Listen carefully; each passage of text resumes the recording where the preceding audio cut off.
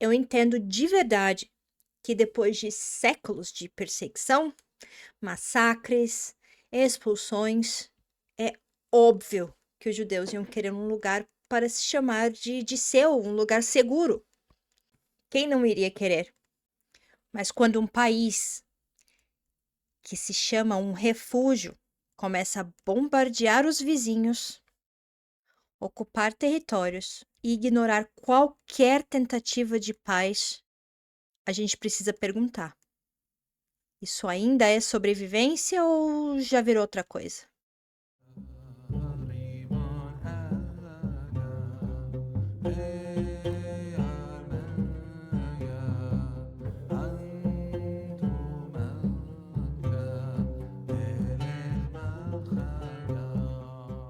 Eu venho pensando muito sobre essa questão dos judeus, da Palestina, de tudo que vem acontecendo aí com Israel.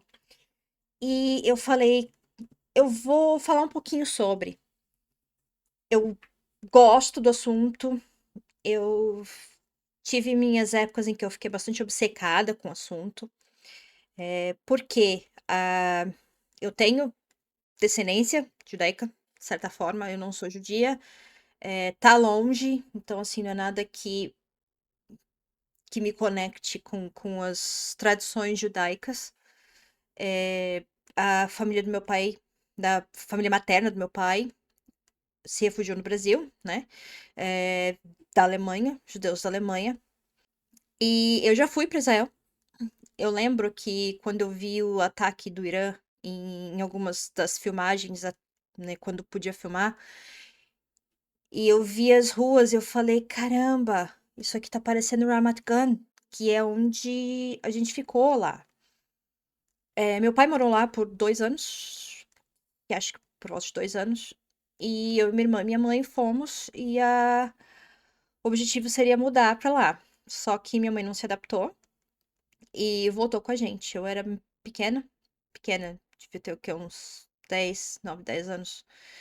E E eu lembro muito bem, né, eu via o bombardeio e os lugares, assim, as ruas, eu falei: "Gente, eu já passei por essas ruas". Então deu aquele misto de, tipo: "Caramba, né, Israel tá, né, encontrou um inimigo à altura", mais ou menos, mas também deu aquela sensação de: "Putz, cara, é um lugar tão, tão bonito", sabe, é tão rico, assim, que eu tive memórias muito boas, né. Mas enfim, eh acredito que até que acredito não, sabemos que a população de Israel tá bem pé da vida com isso tudo também. Porém, tem um assunto que a gente precisa falar que é muito sério: o sionismo. O sionismo é um movimento político, tá? Muita gente fala que, você está sendo contra o sionismo, você é contra Israel, você é antissemita, e não é. Então vamos deixar bem claro aqui que o antissemitismo é diferente de antisionismo, tá? E nesse vídeo eu vou trazer mais ou menos a história do sionismo em si. Como que surgiu? Porque o sionismo não surgiu lá com, sei lá, centenas de anos. E o sionismo é um movimento até que recente. Ele teve uma figura famosa, que até hoje o livro desse cara, ele é utilizado até, né, como base do Estado de Israel, né? O nome dele é Theodor Herzl, eu não sei falar esse segundo nome dele. E ele escreveu um livro chamado Der Judenstaat, ou o Estado Judeu. Ele era húngaro. Ele era um judeu assimilado. O que que é um judeu assimilado? Um judeu assimilado é aquele judeu que já não era conectado com a tradição judaica. Ele se via mais como um alemão, um austro-húngaro, do que como um judeu. E é incrível porque assim, não poderia ter uma pessoa mais anti judaica do que esse cara para criar um movimento. Mas ele teve os motivos dele. E, e é isso que eu vou trazer para esse vídeo, né? Então, para deixar bem claro, eu preciso explicar alguns termos que nós vamos utilizar neste vídeo. Primeiro, nós temos aqui, nós vamos falar muito de, não muito, mas vamos falar de pogrom. Eu sei que muita gente que acompanha política já ouviu falar nisso, né? Mas ouviu falar de forma errada. Os pogroms, eles eram atos de agressão, de vandalismo antissemitas. Agora sim, nós estamos falando de antissemitismo, tá? E tiveram os mais famosos, e agora eu vou pegar a minha cola, porque a gente não lembra tudo de cabeça, né? Então, nós tivemos pogroms, né? Que, como tá aqui na parte do livro que eu peguei, eram ataques violentos e organizados contra comunidades judaicas, principalmente no leste europeu, na Rússia, Ucrânia, Polônia, entre o século XIX e XX. E esses ataques, eles eram frequentemente tolerados ou incentivados por autoridades locais e tinham motivações antissemitas, políticas e econômicas, tá?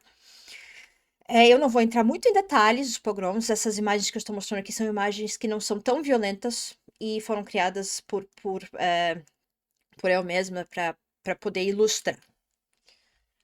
Só para vocês não ficarem só vendo minha cara, praticamente. Eles eram caracterizados como vocês estavam aí, por violências extremas, mortes, tacar fogo, por estupros também, por assassinatos, destruição de propriedade, né? Eu falei tacar fogo, mas a gente olha aqui o negócio escrito mais bonitinho. E, obviamente, que tinha, assim, uma das causas era um preconceito religioso. Sim, certo? E esse preconceito religioso, ele vinha de falácias, de mentiras, como falsas crenças, de rituais de morte, né, de que matava outras pessoas, animais, etc. Né? Então, assim, mentiras contadas de uma outra religião para aumentar o medo de pessoas dentro dessa religião. Mais ou menos o que a gente ouve hoje contra o Islã. Crise econômica, ou seja, culpar os judeus pela crise econômica era uma saída mais fácil, né? É muito mais fácil você chutar para baixo do que, né, atirar para baixo do que atirar para cima. Eu não sei como é que é o ditado em português, eu sei que é parecido, mas enfim. Socar para baixo, socar para cima, nossa, ficou estranho esse. Mas enfim. É mais ou menos o que está acontecendo hoje com as ondas de imigrantes e os anti-imigrantes na Europa. Instituições políticas, né? Os governos culpavam instituições judaicas de fazerem espionagem, tudo que assim que era besteira, eles iam culpar os judeus porque é mais fácil e, né, às vezes muitos deles se saíam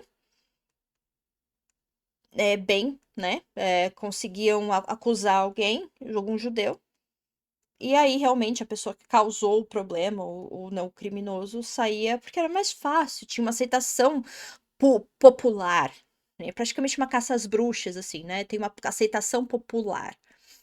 Eu sou bastante sensível para essas coisas. Tá? Por coisas que são bastante injustas. E querendo ou não, por mais que a situação dos judeus hoje em dia é diferente, os judeus eles passaram anos, séculos de humilhação, perseguição, de expulsão. Então, assim, era um povo que parecia que eles simplesmente não eram aceitos. E quando você é um povo que não é aceito, é muito mais fácil você não se sentir pertencente e você vai buscar um grupo que é seu. Ou seja, você deixa de se sentir um europeu, digamos assim, um alemão, um italiano, um francês, e você vai começar a ser um judeu. Porque você não pertence ao local. Todo mundo ali te odeia, todo mundo ali te exclui, simplesmente por você ser quem você é, por você nascer como você nasceu. E, e isso daí realmente aconteceu com os judeus por muitos séculos. Então antes né, de chegar em Auschwitz e toda aquela o pico, né, a coisa que todo mundo conhece mais, que é a Segunda Guerra Mundial, que todo mundo realmente entende, muita gente não sabe que os judeus, eles sofrem perseguição desde a Idade Média, né. Se alguém não conhece, eu indico muito o livro é um pouquinho difícil de ler, porque é um livro do Shakespeare, mas tem o filme, com acho que é o Qual Patino? Qual Patino, será? O Se chama O Mercador de Veneza, e agora eu acho que é o Qual Patino. O filme tá muito bom, assim, então, assim, vale a pena ver, e você vai ver a diferença de tratamento da população com os judeus, né. Veneza tiveram aliás, o nome que a gente conhece muito bem hoje de gueto, todo mundo sabe o que é um gueto hoje, né, que são os lugares de periferia, de classes mais baixas. Este termo, ele surgiu, em Veneza, com, lugares de exclusão de judeus na sociedade. Então os judeus, eles eram trancados muitas vezes, tiveram vários, mas, o de Veneza é o mais famoso, provavelmente o mais famoso, e o que deu o nome de gueto a isso, né. E depois tiveram guetos também durante, as ondas, antissemitas, né, na pré-guerras mundiais, né. Tiveram na Áustria, na Alemanha, acho que até na Hungria. Onde que foi? Onde que foi? Eu tenho que ter cola. Tchecoslováquia, na Polônia, Itália. E assim, o mais antigo, que é um dos primeiros que tem conhecimento, é um Frankfurt Judengasse. Não tentei falar eu, né, mas enfim. Que é 1462, este na Alemanha. Já a Alemanha, lá de 1462, já existiam lugares em que os judeus eram isolados. E cada um tinha lá suas regras locais, porém, ficaram muito conhecidos, principalmente de Veneza, por eles não poderem sair à noite. Então, assim, durante a noite eles ficavam fechados, só podiam sair de dia. Eram lugares pequenos, eles ficavam confinados, acabava tendo muita doença, muito problema, né, saúde, não tinha a parte de limpeza, etcétera, não era muito boa na época, tudo bem, mas piorava quando você tinha uma concentração grande de pessoas num espaço pequeno. E eles eram obrigados a andar com certas marcas, ou seja, não é marca no corpo não, tá? A marca que eu tô falando é com certas identificações. Então, ou era um círculo, amarelo ou vermelho, ou uma boina, né, um chapéu. Você vai ver no acho que o Mercador de Veneza, se não me engano, ele usa uma boina, se não me engano, é vermelha? Bom, sei que o vermelho e o amarelo eram muito utilizados, então, dependendo do lugar, existia essa eles precisavam usar, porque eles precisavam ser identificados, né, ou seja, é um cidadão menor, né, nós precisamos identificar quem eles são, porque quem não quiser por perto vai ter o direito de não ter por perto. É uma coisa horrível, é uma coisa absurda, porém a gente vê como a história dos judeus não serem aceitos, de expulsões, de injustiças, de massacre, elas são muito antigas, tá? Elas são muito, muito, muito mais antigas do que a, a Segunda Guerra Mundial e os campos de concentração. O ápice realmente foram os campos de concentração, foram coisas assim que acho que acredito também por a gente estar numa época também que esse tipo de coisa já não era mais aceita, como na Idade Média muitas violências eram um pouquinho mais aceitas, né, a sociedade era um pouquinho mais animalesca, um pouquinho mais, né, eh,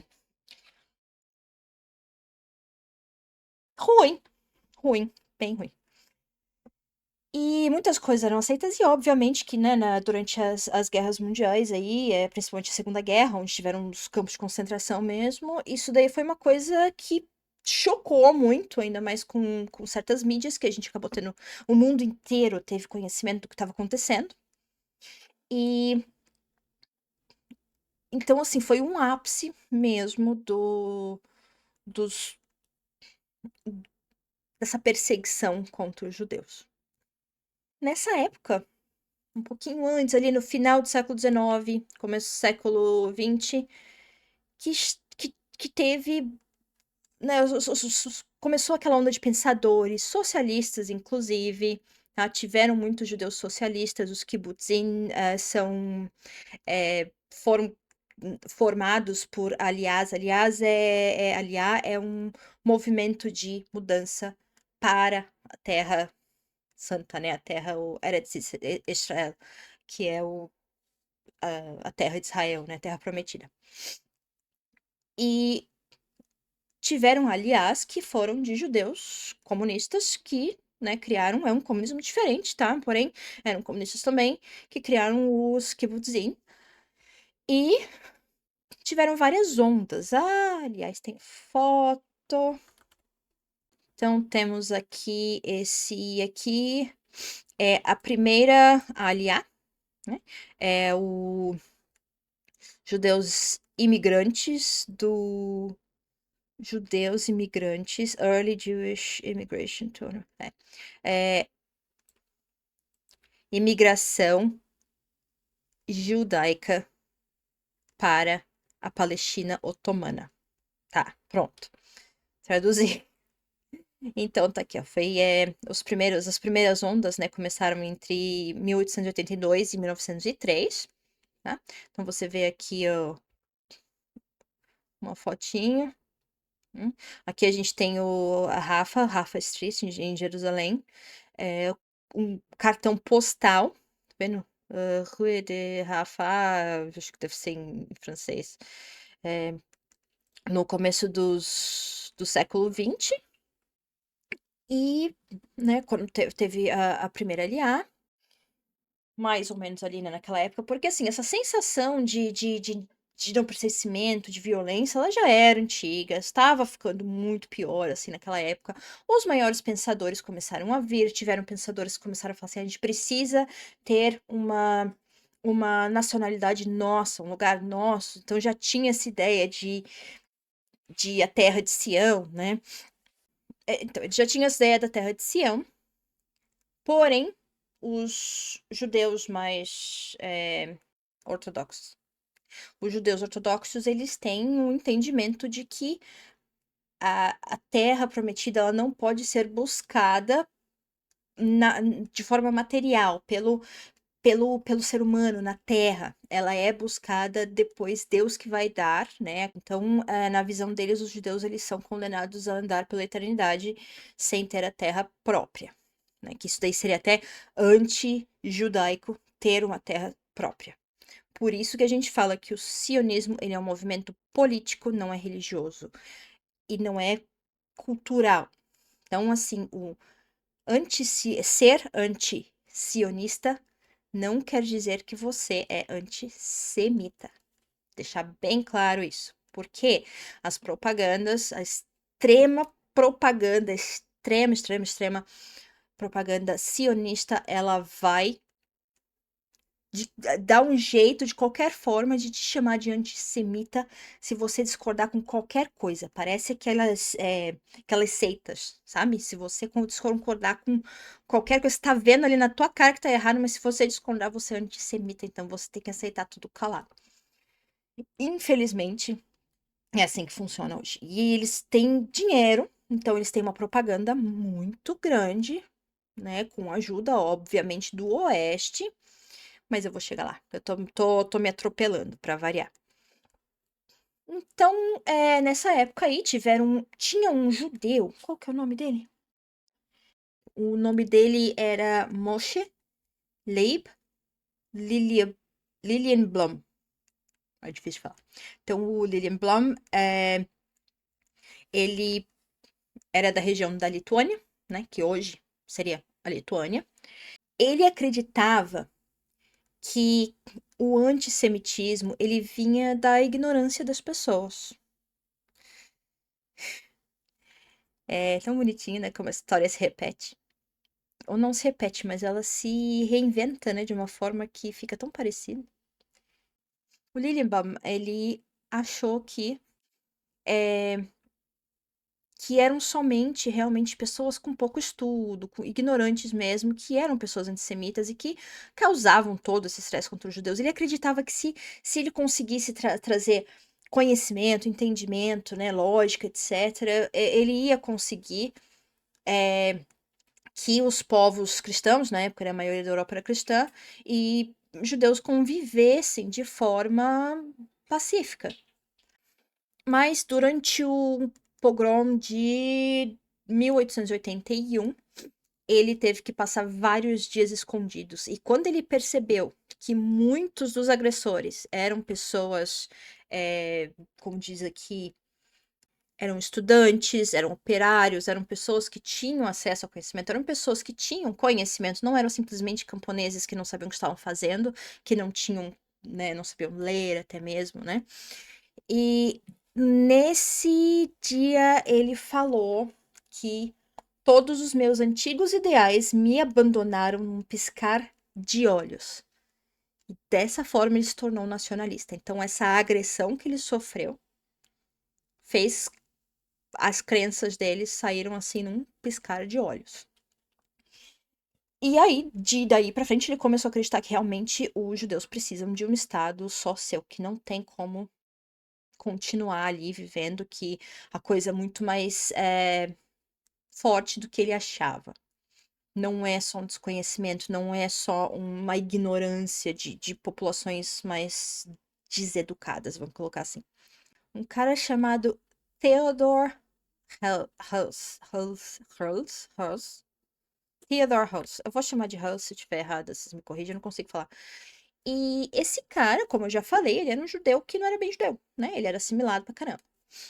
Só que ele acreditava que, como ele se assimilou, o povo judeu também poderia se assimilar e viver tudo em paz. Só que eles precisavam se assimilar. Se assimilar seria se misturar mais, se aceitar, deixar de lado, né? Algumas de suas crenças, algumas de suas tradições, se misturar um pouquinho. E aí ele era um jornalista e ele cobriu um negócio que foi chamado de o caso Dreyfus. Eu acho que é Dreyfus que chama. Eu sou muito ruim com o nome. Eu lembro o que é, porém com o nome eu me descasco toda. Dreyfus, tá? É o caso Dreyfus na França, que foi onde um oficial judeu. Então, assim, a França moderna, ela envergonhou um oficial judeu sem prova nenhuma. Então, teve um caso lá, eles acusaram este oficial judeu, que estava assimiladíssimo, tanto que fazia parte das Forças Armadas, das Forças Armadas da, né, da polícia francesa, e eles acusaram ele e envergonharam ele de forma, assim, bem chocante pro Theodor Heuss. E desse dia, ele foi um outro judeu que acreditava em assimilação, que simplesmente falou: não acredito mais em assimilação.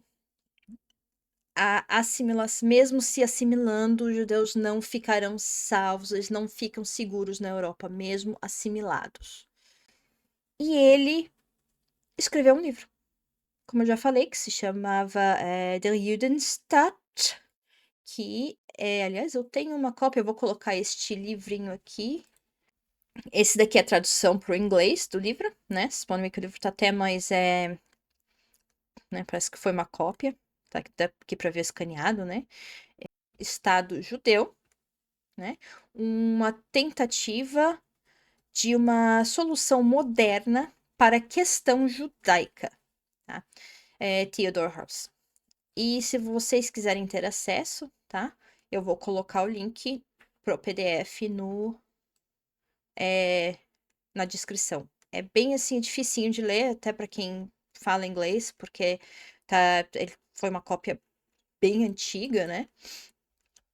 Mas aqui ele fala da ideia dele, né? Uma ideia que eu desenvolvi e neste panfleto é uma ideia antiga, a restauração do Estado judeu. E esse cara, ele no desespero, ele falou assim: vamos então achar uma solução ali, uma solução temporária, porque né, as coisas estão começando a ficar bem mais feias por aqui. E ele considerou a África e considerou até a Argentina. Tá, então, assim, o Theodore Hills, que era um jornalista e judeu, ele viu que mesmo os judeus mais assimilados não estavam seguros, nem na Europa ilustrada, nem na Europa ilustrada, né, que seria a Europa mais moderna. E ele tinha razão, a França moderna envergonhou um oficial judeu sem provas e a Alemanha matou 6 milhões mais. Então surgiu a ideia, e se os judeus tivessem um país só deles? Ok, então surgiu a ideia de ir para a Palestina. Já tinham algumas pessoas indo para lá, então vamos, né? Só que aí ele começou a ir nos lugares e tentar pedir ajuda, né, dos britânicos, mas ele acabou conseguindo que o Império Britânico, né, escrevesse lá um decreto dizendo que os judeus eles tinham, né, eles poderiam ir para a Palestina, que na época era mais ou menos controlada por eles, tá? É um pouquinho mais complicado, mas enfim. Em 1896, Hus publicou o Estado Judeu, defendendo um lar moderno para os judeus, onde possam viver livres e disputar espaço com outros povos. Chegou a considerar a Argentina e o leste da África como opção. Mas a Terra Santa pesou mais. Nossa pátria histórica e inesquecida. Que ainda tem essa ideia da religião misturada ali, né? Todo, toda teoria, todo movimento político, ele tem um pouquinho de ou a religião ou certos conhecimentos culturais enraizados na população, né? E aí os árabes palestinos, obviamente, também se opuseram. Em 1899, o prefeito de Jerusalém, Yusuf al-Khalidi, avisou que criar um Estado judeu na Palestina era loucura, pois a terra já era habitada. E o Hels, com uma visão eurocêntrica de que, né, só importa o europeu, e colonialista, respondeu dizendo que o sionismo traria benefício para todos e que a região se modernizaria como bastião da civilização contra a barbárie. É maravilhoso como o europeu adora chamar tudo que não é ocidental de bárbaro, né? Isso deve ter vindo dos romanos essa ideia, porque também chamavam povos celtas de bárbaro. Não sei, isso aí realmente eu não sei, é só. Isso aí eu tô tirando do. Tá? Então, nessa época, né, que teve lá começou a migração, né, de judeus para Israel, para Palestina, né, no caso.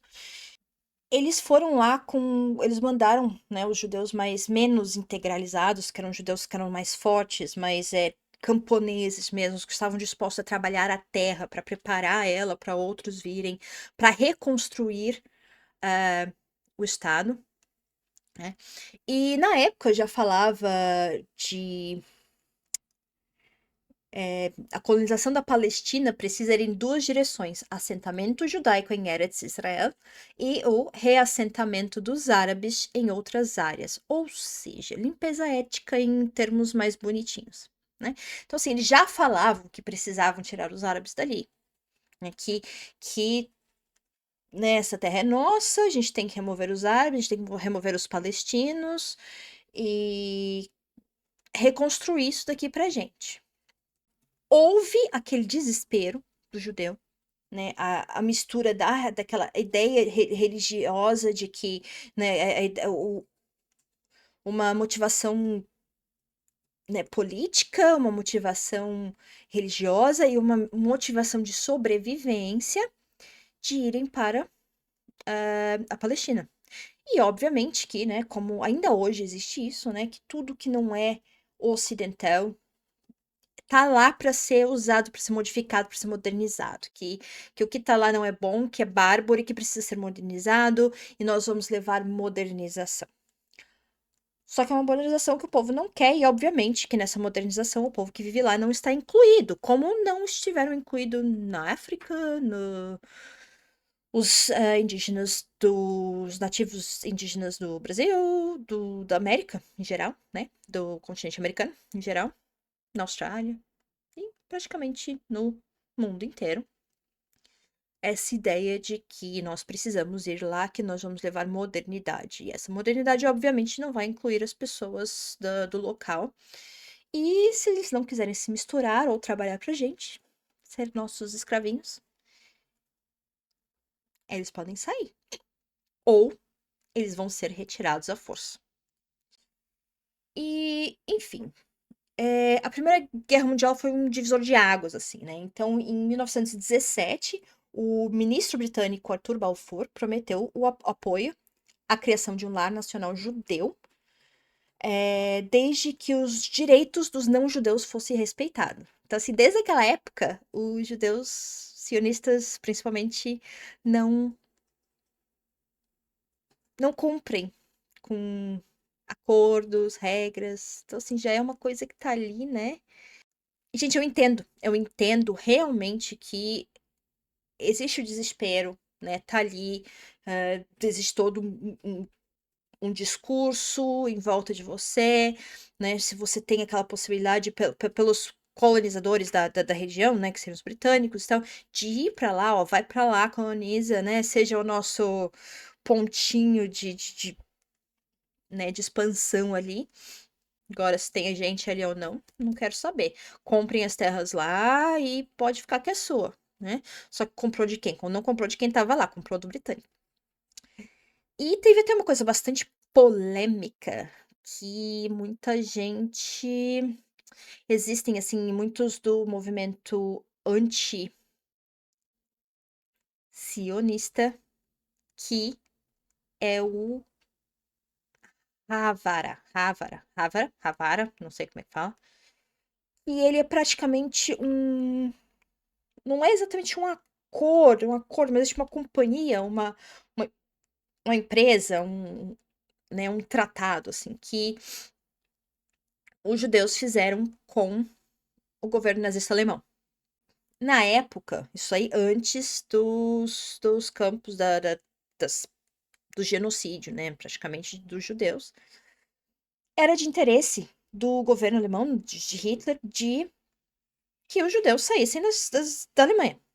Então, assim, dá pra gente facilitar, vamos facilitar. Então, os caras fizeram um acordo que se chamava Havara, que era que eles podiam manter uma parte dos seus bens, do que eles tinham, e levar para Israel. Então, assim, era um acordo do banco é, alemão com o Havara, que era em Israel, e aí eles faziam essa troca de bens, que facilitava o povo judeu onde eles estavam e, obviamente, ficava um pouco para a Alemanha. Então, assim, ganhava, né, que os judeus saíam, ganhava um pouquinho dos bens deles, né?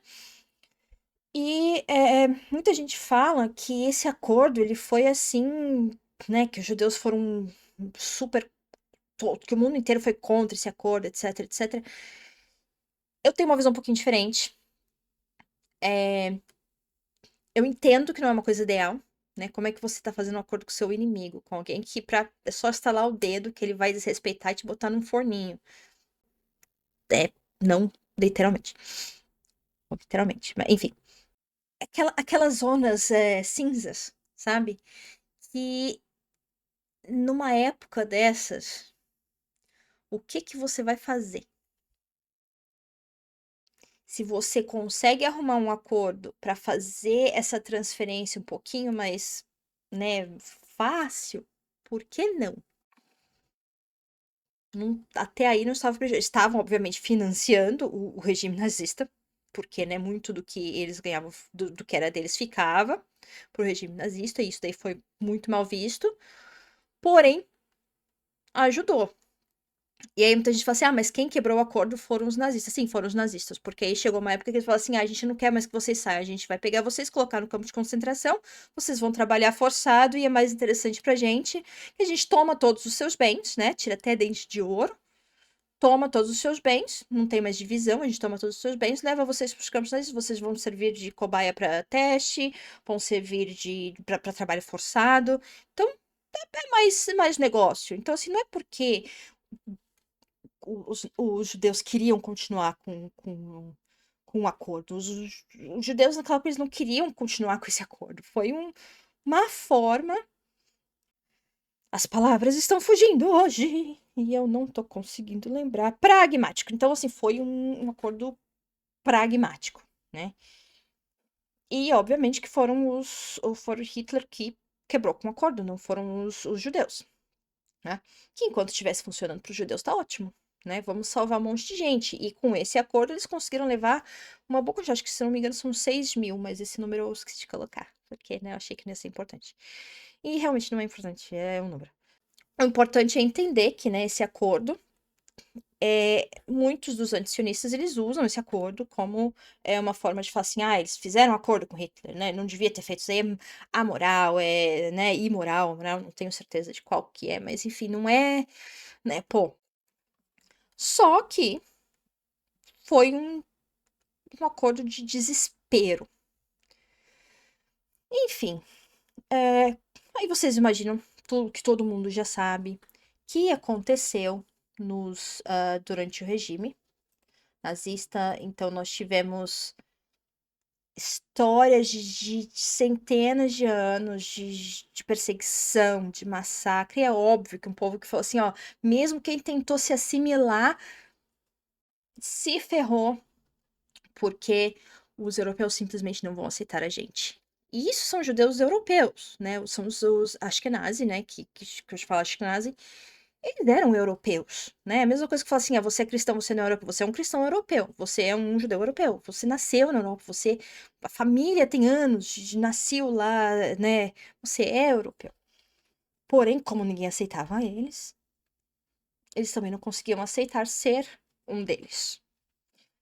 Então, essa parte aqui eu vou passar um pouquinho por rápido, porque tem centenas de vídeos aí falando disso, né?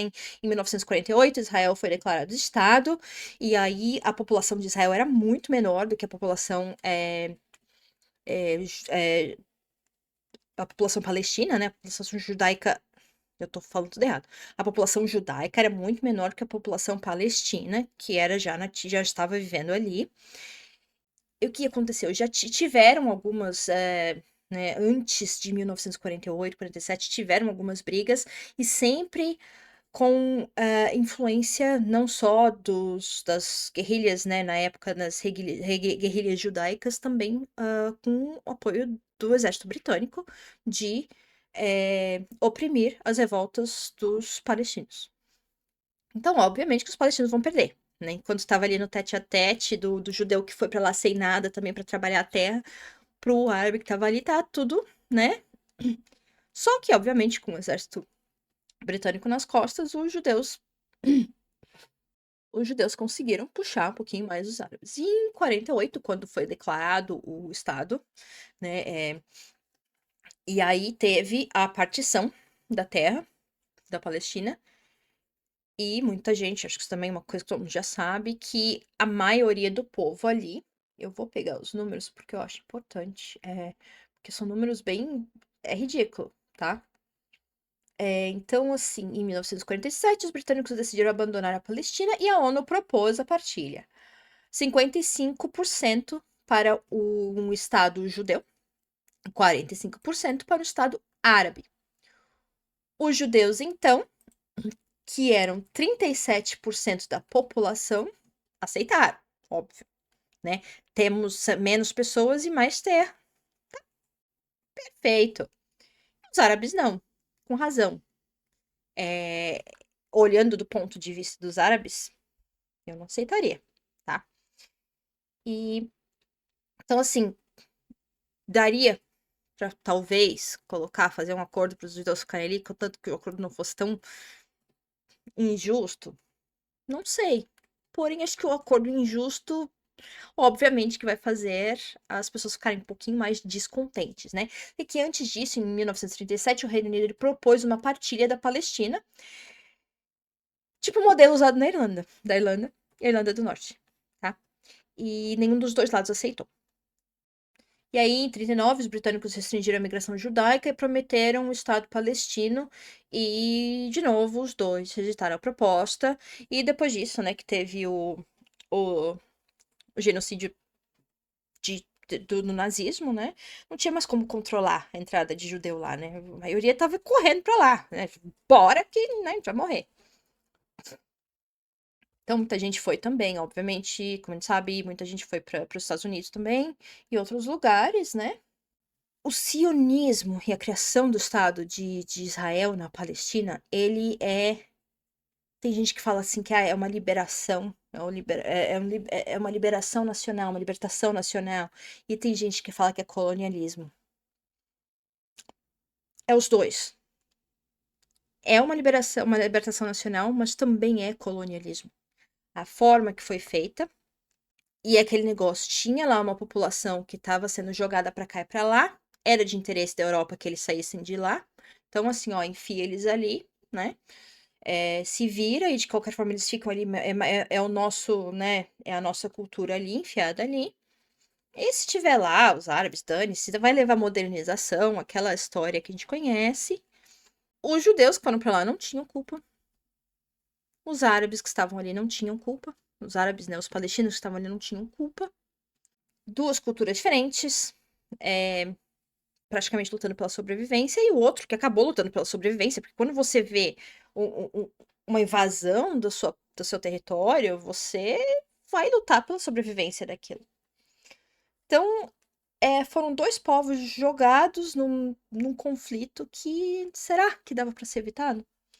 Isso daí é muito complicado. Muita gente já falando, eu já vi muita gente falando que dava para evitar, que tinha que fazer acordo disso, acordo aquilo.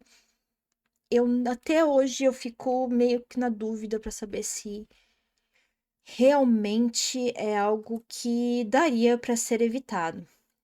E no fim, como diz o Ali Ramos, acabou que nós temos um estado, né? O Netanyahu, ele é o rabo que balança o cachorro. Então, o Netanyahu, ele é o rabo que balança o cachorro. Israel, desde lá de 47, que expulsou de forma, né, com a ajuda do exército britânico, expulsou os palestinos da sua terra, descumpriu o acordo, já começou a empurrar mais o território que era demarcado para eles, desde aquela época. No dia seguinte, e né, nisso que os palestinos chamam de Anakba, que seria a grande catástrofe, que foi realmente ali que eles olharam e falaram, não tem mais nem como lutar. Se eles têm esse apoio militar todo, se deram essa terra para eles, a gente vai ter que, né, lutar os que ficaram, lutar assim pela sobrevivência e nós sabemos que com o tempo Israel oprimiu demais os árabes. Ok, existiam conflitos, porque os árabes tinham essa coisa de que essa terra é nossa, a gente vai tomar de volta.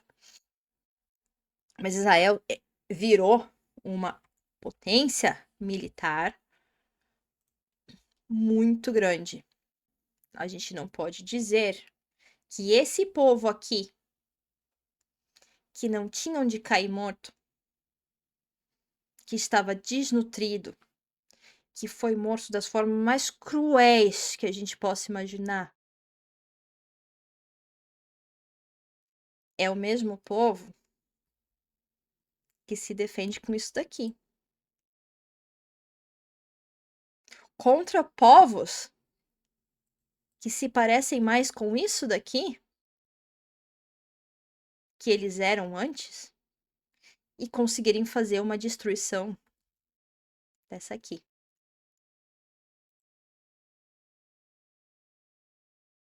Então você me dizer que essa narrativa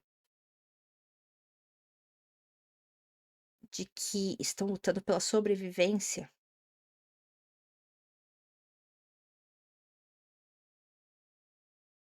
não, não dá mais, tá?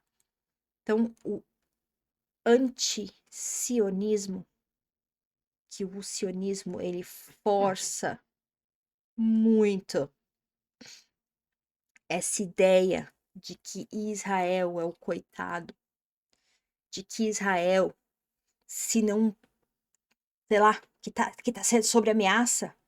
E olha que ameaça. Ali, Israel é o único que ataca, tá? Israel é o cachorrinho dos Estados Unidos. É o cachorrinho da OTAN. E o que que é a OTAN? A OTAN é os Estados Unidos, tá, gente? Né, vamos dar nome, né? Vamos dar nome aos bois aqui, né? A OTAN é os Estados Unidos que mandam na OTAN, né? E, e os Estados Unidos também, assim como Israel, que aprendeu direitinho com os Estados Unidos, eles respeitam o que eles querem respeitar, até menos que os Estados Unidos, né? As leis, elas são forçadas e válidas para todo mundo, menos pra gente. Então, é uma situação que já foi muito complicada, que já foi muito sofrida, que já foi muito ferrada, né? Como tudo que os britânicos enfiam a mão dá ruim, né? Tudo que os britânicos enfiam a mão dá ruim. E aí, teve diferente, né? Foi um negócio que foi praticamente jogado lá, largado, tira daqui, coloca pra lá, se vira aí. Só que hoje, né, é como se você tivesse deixado uma criancinha lá, mas hoje aquela criancinha, ela já é um adulto bombadão. Não é mais uma criancinha indefesa. O povo judeu não é mais uma criancinha indefesa. Então, primeiramente, eu quero colocar um judeu, um judeu canadense, e, e ele fala, né, teve uma criação sionista, como a maioria tem, mas teve a gente que falou que eles não têm mais, talvez a Palestina, Israel em si não tenha mais, não tem muito o que fazer para, né, remover esses ideais sionistas deles. Porém, o mundo inteiro, os judeus que estão fora de Israel, eles estão cada vez mais rejeitando a ideia do sionismo. A população mais jovem está rejeitando mais está rejeitando aquele ideal sionista. E em Israel é diferente, é o oposto. Quanto mais jovem, mais fanático é. E eu vou colocar aqui, tá com legenda, tá? Tá em inglês. E eu vou tocar aqui, se eu tiver que parar de vez em quando para comentar. A unique insight into how it works. Like, especially for Western Jews, there's this structure of summer camps and Sunday schools. And then, your formative memories, your friendships become associated with subconsciously this foreign state, which is portrayed to you as the safe haven. Of course, it's all a lie, but then that creates this emotional bond that's very hard for people to break, even as they become adults and even as they have all the access in the world to the facts. And luckily, I was able to avoid that.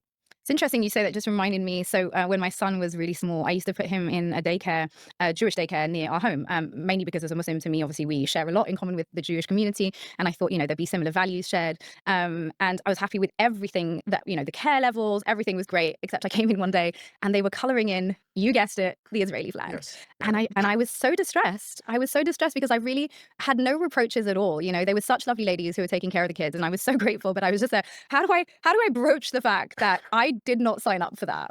And how old was your son at this age? So he was there until under the age of 2. They were Oh, taking, yeah. yeah, They start early. They yeah, start very, very early. And that's how it works. yeah. And it's been very successful in indoctrinating a lot of people. Yeah. And so how does your public position, your family's, I should say, public position on this issue impact your relationship to the wider community? Because I've heard from a lot of friends who have spoken out about this, and others who don't, by the way, for this exact reason, that there's a price that you pay internally for challenging the narrative on Israel. Well, I mean, we've always been in a unique position that way. I mean, first of all, in my family at least, there's no consideration of the price. It's just a moral duty. I mean, this state, which is now turned genocidal, founded on ethnic cleansing, it commits its crimes in our name. And so it's just our duty as Jewish people and as North Americans who foot the bill, because Israel couldn't do what it does without Western support, especially of the US, but Canada and the UK and other NATO states as well. So it's just a duty. So that's just how we've always seen it. It's a moral obligation. And I'll be honest with you, there's a part of me that likes confrontation. And I like, I just feel compelled to stand up for what I believe in.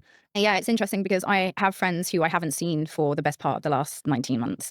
And some of them have just even said to me, like, I just don't feel like it would be appropriate for me to invite you to Yeah. this event, which is a gathering with friends I grew up with. I grew up in North London, which has a big Jewish community here in London. So, and that's been an interesting kind of development to observe in terms of our sort of interpersonal relationships and the impact of the conflict on that.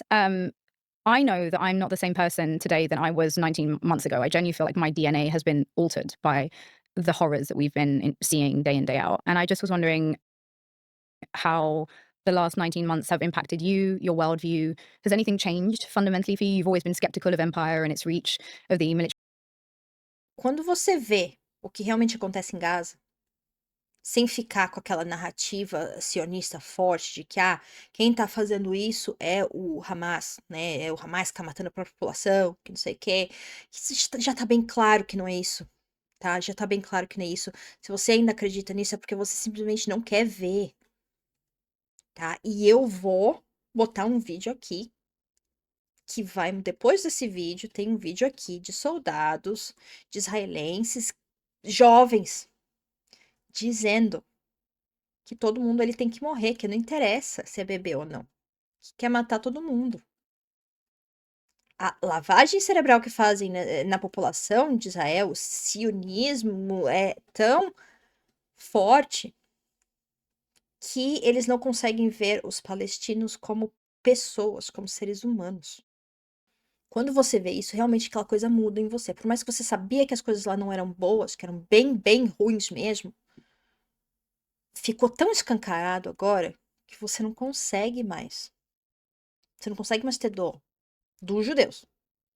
E se você for ver a população, o Netanyahu, ele atacou o Irã, sabendo muito bem que o Irã tinha capacidade de atacar de volta e que ia fazer um estrago. Tá nem aí se a população de Israel vai sofrer. Contanto que ele fique no poder e, obviamente, com o aval americano que tá doido para mudar o governo iraniano já faz muito tempo. Desde lá de 79. E eu vou fazer um episódio da história do Irã. Industrial complex, but has there been any new layers added? Well, that's a hard question. I always knew that Israel was a uniquely evil state in the world today. Apartheid South Africa is no more, but we still have this one apartheid colony that has been engaged in this ethnic cleansing process for now over 77 years. And I guess I never thought, even though I know how just cynical and evil Israel is as a state, I didn't think that I'd be ever seeing this. And I guess that was somewhat that was naive of me, because I do know the history of Israel. I know how it begins. It's founded on ethnic cleansing. It's been engaged in that project for its entire history. It's killed tens of thousands of people well before October 7th, put millions under a brutal, harsh military occupation. And so I guess I felt embarrassed, but I felt like I should have seen this coming, and I didn't. I just thought, I guess, what I feel guilty about is that in the period before October 7th, I had kind of disengaged from the Palestine issue. I wasn't as involved as I had been in earlier parts of my life, because I felt as if just the Palestinian cause had been not permanently defeated, but certainly neutralized for a very, very long time. And it just didn't seem like there was any hope. And so therefore no point in investing. So I felt guilty that I disengaged, and I felt guilty that I didn't. Pra deixar claro, né, essa coisa da Palestina não começou no dia 7 de outubro, tá? O 7 de outubro foi uma resposta de um povo que está sendo oprimido já há uns 16, não mais, acho que 16, mais tempo, porém com 16, uma repressão bastante forte do Estado de Israel. Então, para quem não entendeu isso ainda, tá? Isso aí é muito claro, tá em tudo quanto é lugar. O fato do Netanyahu falar que tem bomba no Irã, por exemplo, tem muita gente que vem e fala assim, o Irã é terrorista, não sei o que, não sei o que. Quem que é o terrorista aí? Porque o Israel fala que o Irã tá para fazer a bomba atômica ali em 2 meses. Desde, sei lá, desde os anos 90. Tá? Tem vídeos dele falando isso, desde os anos 90. Então isso aí é história. Até porque, assim, se tivesse bomba atômica mesmo, eles não tinham atacado. Você vê alguém atacando a Coreia, a Rússia? Então, né? Vamos usar um pouquinho aí o discernimento na hora de falar. É terrorista para quem? É perigo para quem? Israel tá fazendo uma desgraça na vida de muita gente ali. Tá? Como diz o Ali Ramos de novo, é o rabo que abandona o cachorro. Fully grasp just how evil this state is. And I certainly lost whatever faith I had left in our Western democracy and our ability to be able to make change through grassroots pressure. Yeah, I certainly lost that. Because how can you look at what's happening, just the level of the horrors that are happening to Gaza. It's impossible even to articulate and see our Western leaders, our media line up to support it and to whitewash it. It completely destroyed whatever faith, and that was very little I had left in our system. I'd be very interested personally to see a poll of, public trust in all the major institutions that are so foundational to a democracy functioning today, because I suspect that we are at a state of, deeply dysfunctional. That might even be a kind characterization of dysfunctional democracy. But you mentioned, you described Israel as kind of uniquely evil. And I just wanted to, delve into that because, of course, one of the criticisms that we hear is that, there's a sort of obsession with Israel, that Israel is held to a different, standard to other states, that we're all obsessed with Israel, that there are other states around the world doing horrific things. I'm sure you're more than familiar with this frequently touted argument. And I suppose one of the things I wanted to discuss was this idea that, in its essence, and before we even get to genocide, the Israeli state is founded on the notion of a state for Jewish people exclusively, right? And I wanted to ask you, in what sense is it for Jewish people exclusively? Because I'm still not clear, and I've read quite a bit around these issues. Do we mean Jewish people as a culture, as a religion, as an ethnic group? It can't be an ethnic group because there are Jews of all different ethnic groups. So what are we talking about? Is it based on Jewish people as a race, as in the construct of race? And so based on a kind of outmoded notion that was based in how colonial empires thought of people, separated into distinct and hierarchically organized races? I mean, what is it? I would define it as a Jewish white European ethnic group. Yes, there are different ethnicities of Jews. If you go to Israel, you'll see that the Sephardic people and African Jews, they're not treated as well. There's a certain level of racism even against them, although there are Sephardic Jews in the government. But in terms of who has always been at the the power structure inside Israel, it's been the Western European, Eastern European Jews that constitute the power structure. So yeah, that's how I would define it, as a European Jewish ethno state on Arab land. Because, of course, there are many people who would say that the notion of a small group of Jews, exercising undue influence on the political sphere is itself a form of anti-Semitic trope. I mean, what would you say to that? It's true. I mean, unfortunately, these Jewish billionaires are proving the stereotype. What else am I supposed to conclude when they're colluding, when they're using their financial power, and they're bragging about it? It's very, very open. And it's them that are ultimately pushing these anti-Semitic stereotypes by embodying them. And I just can't mute my criticism of that. I can't pretend it's not happening. Now, in a recent video, former senior advisor to Donald Trump, Steve Bannon, said the following: the number one enemy to the people in Israel are American Jews that do not support Israel and do not support MAGA. The biggest single enemy to the Jewish people are not the Islamic supremacists. The biggest enemy you have is inside the wire. Progressive Jewish billionaires that are funding all this stuff. They are the number one enemy, and the people of Israel have to set them right. What do you make of that statement? Well, it speaks to one of the ironies of all this, is that some of the biggest purveyors of Espero não que seja muito boa coisa, né? Mas ele usa muito discurso que pega em certas populações e ele sabe utilizar isso muito bem. Ele consegue construir uma narrativa muito boa. Mas é pra gente ver como que tá, como que funciona, né, a lavagem cerebral do, do sionismo, né? this anti-Semitism, fear-mongering, are themselves anti-Semites. Steve Bannon is showing his contempt for North American Jews who don't bow down to Israel. He's saying that, you're a threat, because for them, Judaism is inseparable from Israel, which is in itself an anti-Semitic belief, that your entire ethnic religious identity is defined by this foreign state. I mean, that's anti-Semitic. And their whole fundamental ideology is anti-Semitic because people like Steve Bannon come from a Christian fundamentalist background, which basically wants to use Israel for the rapture, in which Jews will be killed except those who convert. That's their ultimate vision. That's why they want to have a militarized Israeli state, is because they think it will hasten the rapture. É muito engraçado ver os cristãos brasileiros, né, tão apegados ao judeu e é isso. Policy. In October last year, the Heritage Foundation launched Project Esther, which is a so-called national strategy to combat anti-Semitism. It's now in full swing, targeting pro-Palestine activists, accusing them of being part of a Hamas support network, including, of course, the very typical subjects of Hamas propaganda, Jewish Elders for Peace and other Jewish peace groups, natural bedfellows, of course, for Hamas. Ou seja, todo mundo que não aceitar de olhos fechados as nossas ideias são do Hamas, são contra a gente, são antissemitas. Então esse é o discurso que é pesadíssimo em Israel, aliás, tá? Eu vou pular um pouquinho, porque aqui também tá. Então, essa parte é bem legal também, vamos lá. For the negotiations with Iran. Well, exactly. Iran must be watching all this and wondering if they can trust the U.S. now, after allegedly the U.S. reneged on this agreement with Hamas, and especially after the U.S. has been changing its tune about what they want out of these negotiations. Initially, Steve Witkoff, who was Trump's top envoy, said that the U.S. would be fine with some level of Iranian enrichment, which was the case with the previous Iran nuclear deal that Trump killed in his first term. But then again, after a freak out from pro-Israel neocon forces, he retracted that. And now he says our red line is any enrichment. And for Iran, that's their red line because they insist on the right to enrich. So certainly Trump blowing up this agreement with Hamas, getting Idan Alexander freed, and then not offering Palestinians anything, that will certainly make these Iran negotiations more difficult. And, there's some speculation that I think, Trump may be looking at that as his Nobel Peace Prize entry application. So he may well have shot himself in the foot in that sense. What Delusions. hope do you hold with regards to a negotiated ceasefire, given where we sit today? I don't hold any hope. I have to be honest. Hamas has no leverage because Israel doesn't care about its own people. I think Hamas, when they carried out October 7th, first of all, I think they were more successful than they anticipated. They didn't expect Israeli defenses to be so weak.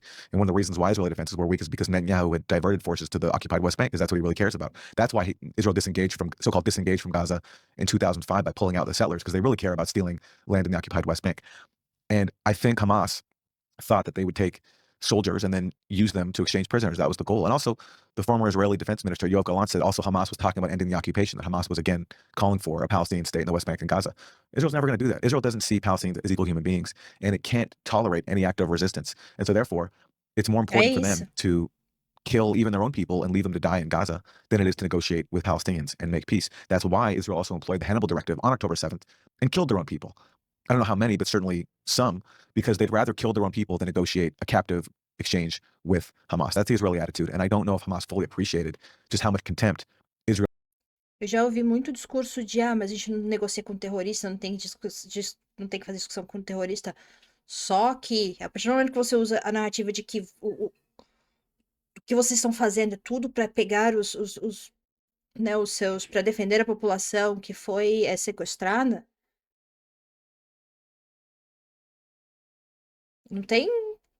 não faz sentido, né? Aí, para quem quiser assistir, é o canal The Tea, né? O programa é o The Tea, que é o chá, com a doutora Miriam François. Quem quiser assistir, esse aqui é o canal dela. E eu prometi que ia mostrar um vídeo, né? E o vídeo que eu queria mostrar é esse daqui. Esse cara aqui, ele é um palestino, né? Ele foi deslocado da Palestina, hoje mora nos Estados Unidos, né? O nome dele é o Hamza Saada, eu não sei falar. Ele se popularizou em Israel, porque ele fala muito sobre o ser pró-Palestina. E nesse vídeo, o que ele faz? Ele fala com mais de 100 israelenses sobre a Palestina. E gente jovem, soldados da IDF e gente jovem. E vocês vão ver o nível que essas pessoas estão.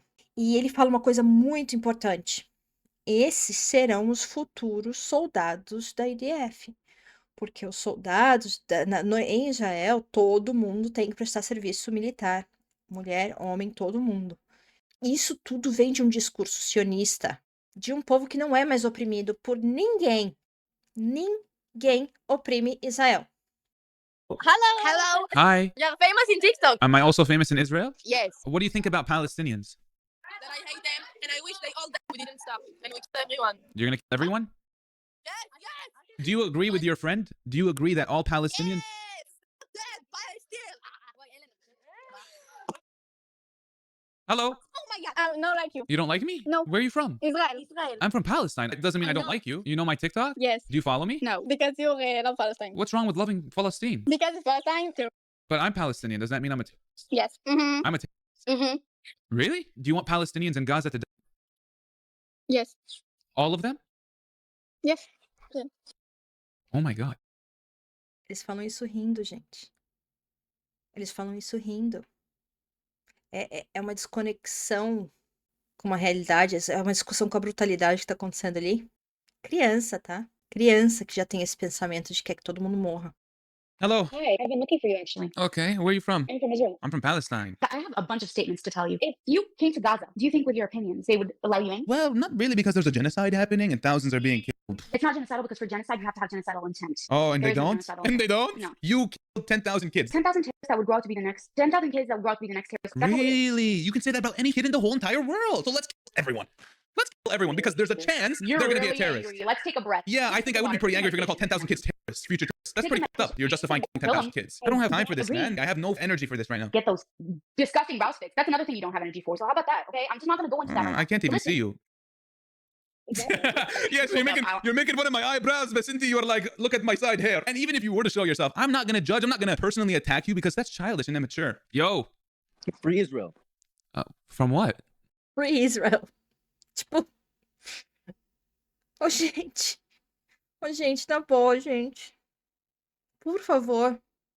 Quem ainda não percebeu que isso daí é uma lavagem cerebral absurda, sabe? Que o Hamas fez uma cagada gigante, mas foi mais uma cagada do que realmente um ato horrível. É uma resposta. Eu sou totalmente contra o que eles fizeram, mas eu consigo entender por que eles fizeram. Olha o que o sionismo Israel tá criando. Cara, eu sou muito sensível pra isso. Então, esse vídeo me deixou bem abalada. E eu acho que é um vídeo que é um bom vídeo pra mostrar.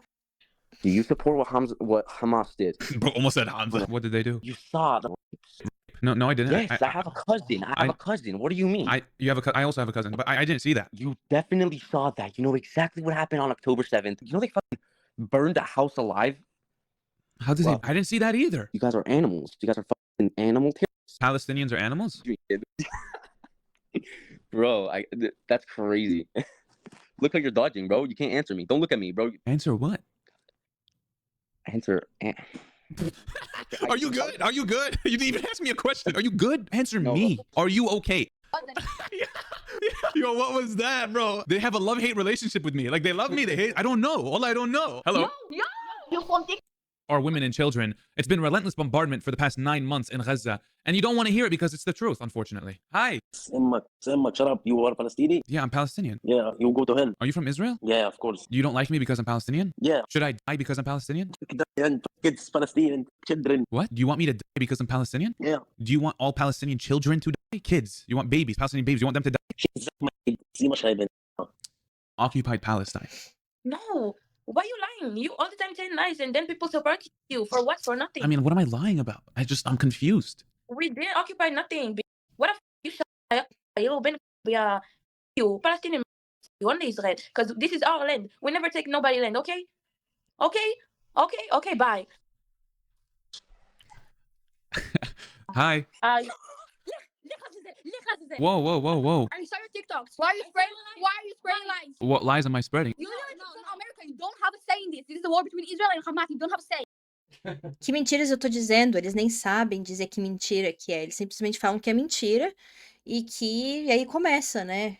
Eu conheço muito esse, você não tá aqui, você não pode falar. Eu ouço demais isso. We find you. I'm Palestinian But you live in America. because I was displaced. My family was displaced. Okay. What do you mean? Okay, my family was displaced. Hello. Guys, we're going to finish this conversation, please. We are not speaking with anti-Semitic people, okay? I'm not anti-Semitic.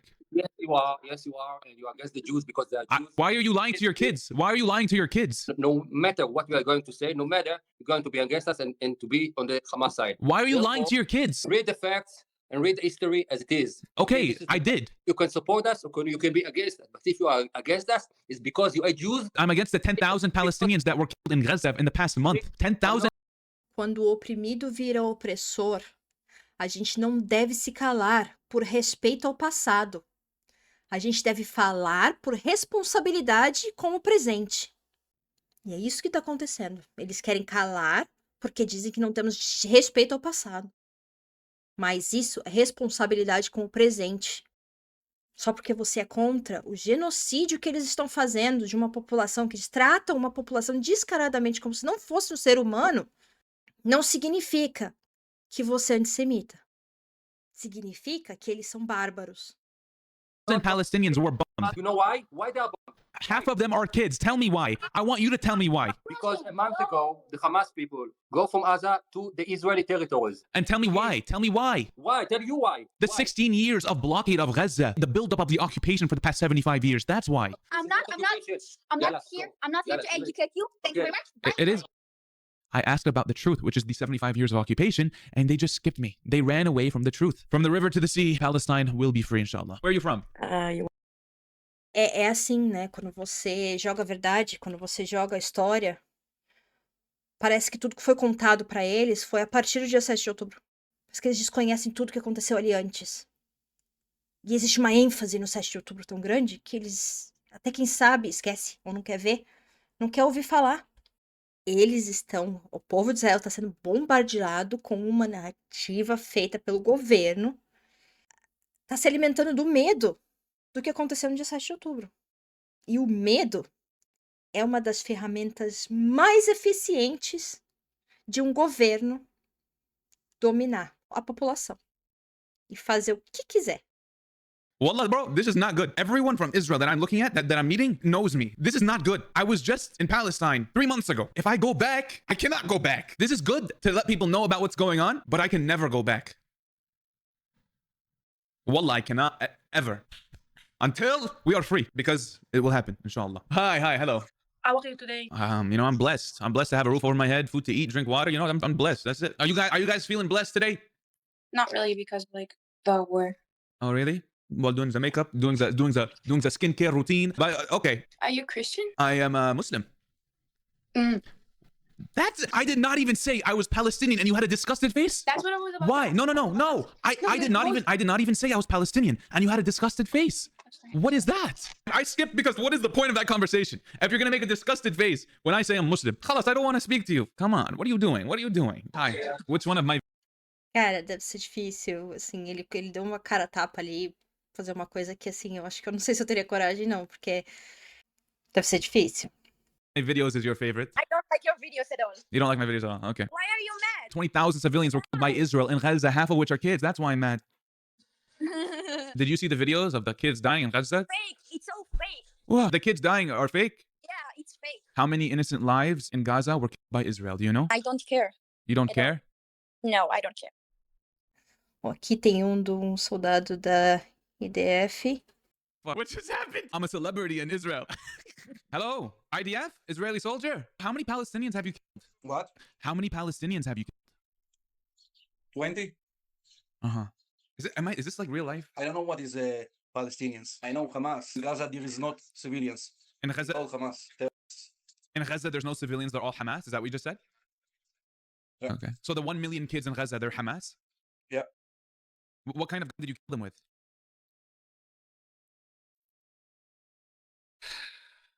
Hello, where are you from? From Israel. I'm from Palestine. What are you holding? M16. Defense ourselves from the bombers. You guys kill Palestinian kids?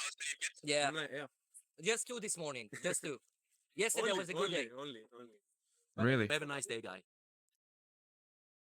Hello? Cara, que nojo, velho. Que nojo. E aí tá aí pra quem acha que Israel tá só. Não sei, eu não sei como que as pessoas defendem isso, porque tá muito óbvio. Houve uma desumanização tão grande, sabe? De uma população. E agora que eles cercaram tudo, estão literalmente matando de fome e sede. Porque matar com um tiro ainda é melhor do que te matar de fome e sede. What? Why are you cursing at me? I'm from Palestine. I come and occupy this land. I fuck you. You can't do anything. I kill you and your mother and your father. I'm admitting I'm occupying whole Palestine. I fuck whole Palestine. Do you hope all Palestinians die? You should want everyone in there. Everyone. Preciso apontar uma coisa. Quando eu posto a hipocrisia do fato de que Israel pode ter bomba, que pode, sabe, fazer o que quiser das leis, infringir leis à vontade, nada acontece. Quando eu posto isso, você sabe o que a maioria, acho que são todos que vieram comentar ou responder os meus vídeos, comentários, etc., falam que o Irã é terrorista. É essa a resposta, que o Irã é terrorista. O Irã nem tem bomba nuclear. Tudo bem. Todo país que tem capacidade de fazer fissão de urânio tem capacidade de fazer uma bomba. Não é fácil, não é barato, mas tem. Israel fez. Tá nem aí. Não tem inspeção, não tem nada. Pode fazer à vontade.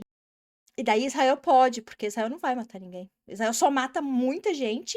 Israel, ó, isso aqui é ataque de Israel. Quantos atacaram Israel? Por isso que ele pergunta, por que que tem terrorismo? Por quê?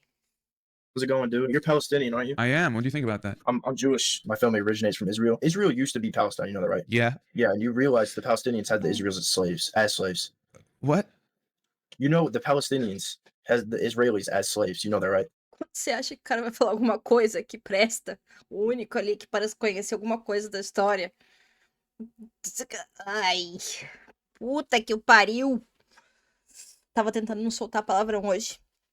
Não deu. Crazy. That's crazy. Free Palestine. That's not gonna happen, buddy. Bro, we got attacked. We're attacking back, bro. 12,000 kids have been killed. Bro, this is a war. They Oh, brought so the it's shit on normal? themselves. They They brought- brought the shit on themselves. Like we have October 7th. Do you know that thousands of Hamas fighters are orphans? What is that? Orphans, as in they don't have parents. They don't have a mom or a dad. Yeah, because they chose to flee everything and do terror, bro. No, actually, their parents were killed. They were killed by the Israeli regime. How many Hamas soldiers did Israel create in the past 5 months? This is not the first time this has happened to Gaza. I hope you know that. You're creating more soldiers for Hamas. The 12,000 Palestinian children that were killed, they have brothers. They have sisters. What will they do in 20 years? They will want to fight back. That just creates more Hamas soldiers, and that will continue the cycle because their family was murdered, and they want to revenge their family. I know what your problem is. Your problem is with Hamas, right? So if your problem is actually with Hamas, then you have to think about moving forward. How do we get out of this situation? How do we stop this from continuing? Why do they exist in the first place? Instead of killing them, how do we fix this? You can kill every single Hamas soldier in one day. Someone will take their place, whether that be Hamas 2.0 or another form of Hamas. As long as there's a reason for resistance, there will always be. A história mostra claramente que quando existe uma opressão, o opressor ele vai surgir, não importa como. E vocês acham que realmente o povo de Gaza vai falar assim, ah, que bonitinho, eles libertaram a gente? Mataram meus pais ali por nada, minha avó, meu irmãozinho. Mas me libertaram, olha que tô livre pra sofrer preconceito, pra não conseguir sair dos muros de Gaza, pra ter tudo que eu tenho controlado por Israel. Ele realmente vai agradecer Israel. Pode ter certeza disso. Vai sim. Ele não vai se rebelar. Não tem nada a perder. Perdeu todo mundo de uma forma violentíssima. Desumanizou. A pessoa perdeu praticamente a alma. Você acha que a pessoa vai agradecer a Israel depois? Na boa, gente. Resistance. You will always have resistance. Get rid of why they exist. And maybe, just maybe, Hamas will die No, down. bro. What do you have to say to all of that? I just have to say, you cannot just come back after all of these years and say, this is my country, I'm just gonna do terror. That's not how it works. Yeah, it's not. So why did that happen in 1948?